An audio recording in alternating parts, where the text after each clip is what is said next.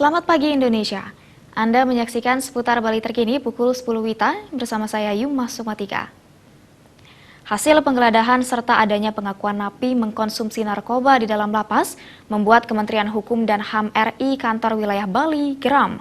Selain memutus jaringan sindikat narkoba di dalam lapas, ke depan alat pendeteksi narkoba di pintu masuk menjadi kebutuhan yang sangat mendesak.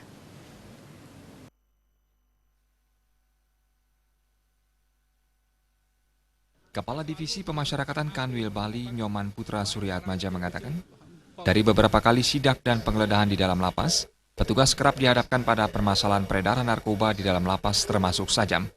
Bahkan seorang napi asing mengaku kerap mengonsumsi narkoba jenis sabu. Sebagai upaya penindakan dan memutus jaringan sindikat narkoba, beberapa tahanan harus dipindahkan. Upaya ini menurut Patra ke depan juga harus didukung adanya alat pendeteksi narkoba di pintu masuk lapas. Kita selalu menemukan HP, menemukan barang-barang kecil-kecil yang kemarin ditemukan narkoba itu dari tangan dia. Ya, dari tangan dia. Dia itu sangat kuat sekali.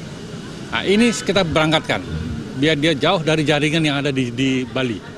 Mungkin karena pinternya dengan temannya dia, mungkin cara bagaimana cara menyelundupkannya itu. Perlu alat yang canggih untuk.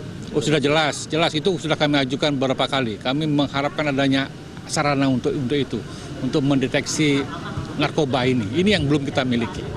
Menciptakan lapas tanpa narkoba juga dilakukan dengan penindakan serta tes urin bagi petugas lapas. Oknum yang terbukti terlibat kasus narkoba akan ditindak tegas serta diberhentikan dengan tidak hormat. Suteja dan Indrawan, Bali TV. Pemirsa, demikian seputar Bali terkini kali ini. Nantikan informasi menarik kami dalam seputar Bali terkini 1 jam mendatang. Salam Indonesia.